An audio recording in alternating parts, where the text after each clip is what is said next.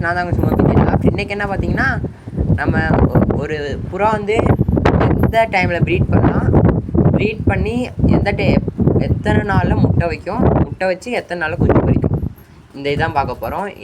இப்போ ஒரு புறா வந்து நீங்கள் மேக்ஸிமம் ஒரு 6 கள்ளிக்கு மேலே ப்ரீட் பண்ணிங்கன்னா உங்களுக்கு கொஞ்சம் பெட்டராக இருக்கும். ஏன்னு பார்த்தீங்கன்னா அதுக்கு மெச்சூரிட்டி வைஸ் கொஞ்சம் அதிகமாகிடும், கொஞ்சம் ப்ரீட் பண்ண கரெக்டாக இருக்கும். ஒரு 8 கள்ளி மேக்ஸிமம் வச்சுக்கோங்களேன். அப்போ நீங்கள் ப்ரீட் பண்ணிங்கன்னா உங்களுக்கு மெச்சூரிட்டி டைம் கொஞ்சம் அதிகமாகிடும். சிக்ஸுக்கு எவ்வளோ நேரம் அடக்காக்கலாம், எக்கு எவ்வளோ நேரம் அடக்காக்கணும், எப்படி ஃபீட் பண்ணி எல்லாமே மெச்சூரிட்டிக்கு வந்துடும். இதே நீங்கள் 6 கள்ளிக்கு உள்ள ஒரு 4 கள்ளி ஒரு 2-3 கள்ளியில் வச்சிங்க வைங்க, அது வந்து மெச்சூர்டாக இருக்காது. அதுக்கு எவ்வளோ நேரம் அடக்காக்கும் அப்படின்னு தெரியாது. அது மேலே பறந்து போயிடும். ஆனால் மேல் போய் அடக்காக்காது. ஃபீமேல் மேல் 2 பறந்துச்சுன்னா அது ஒரு 2 ஹார்ஸ் 3 ஹார்ஸ் மேலே அது அடக்காக்கலைன்னா அது எக்கு வந்து ஃபெர்டிலைஸ்ட் ஆகாது.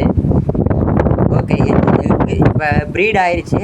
ப்ரீட் ஆகிட்டு அது எத்தனை நாள் போதும், காற்று பலம் அடிக்கிறதுனால ப்ரீடாக எத்தனை நாளில் வந்து எக் வைக்கும்.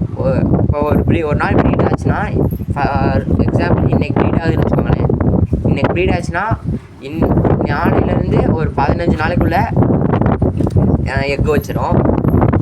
அது வந்து நல்லா ஒரு 4-5 டைம் ப்ரீட் ஆட போனோம்னா ஒரு மேக்ஸிமம் 10 days வச்சிடும்.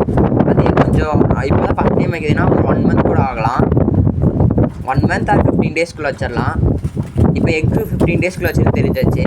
நம்ம எக்கு எத்தனை நாள் பறிக்குன்னு பார்க்கலாம். எக்கு வந்து நம்மளுக்கு மேக்ஸிமம் எக்கு 15 நாளுக்குள்ளே வச்சுட்டோம்னா அந்த எக்கு வச்ச அந்த நாள்லேருந்து ஒரு 18 இதில் வந்து ஃபஸ்ட்டு எக் வைக்குதுல்ல, அது வந்து 18 நாளுக்குள்ளே பொரிச்சிடும். 18 நாளில் பொரிச்சிடும். செகண்ட் எக் வந்து ஒரு 20 ஆர் 19 இந்த 2 டேட்டில் பொரிச்சிடும். 2 நாளில் பொரிச்சிடும். இப்போ அது எப்போல்லாம் ப்ரீடிங் உள்ளான்னு பார்த்தீங்கன்னா, கரெக்டான கிளைமேட்டாக இருக்கும்போது ப்ரீடிங் விடுங்க. ஏன்னா ஒரு சில ஊர்லலாம் சாயந்தரம் காலையில் வெயில் அடிச்சிச்சுன்னா சாயந்தரம் மழை பெய்யும். அந்த மாதிரி கிளைமேட்டில் அவ்வளோக்கா விடாதீங்க, சிக்கு வந்துடும். கரெக்டான ஒரே கிளைமேட்டாக எப்போ இருக்கோ அந்த டைம் விடுங்க. ஒரு சம்மர் டைம் விடுங்க. சம்மர் டைம் விட்டால் கொஞ்சம் பெட்டராக இருக்கும். ஓகே கேஸ், இந்த வீடியோ பிடிச்சவங்க லைக் ஷேர் சப்ஸ்கிரைப் பண்ணிக்கோங்க. மறக்காமல் அந்த பெல் ஐக்கான் பண்ணலாம், அதில் போட்டுக்கோங்க. அப்புறம் நம்ம இந்த மாதிரி ஒரு நல்லா கண்டென்ட்டான வீடியோ போடும்போது உங்களுக்கு நோட்டிஃபிகேஷன் வரும். தேங்க்யூ, பாய். சப்ஸ்கிரைப் மட்டும் பண்ணிக்கோங்க guys.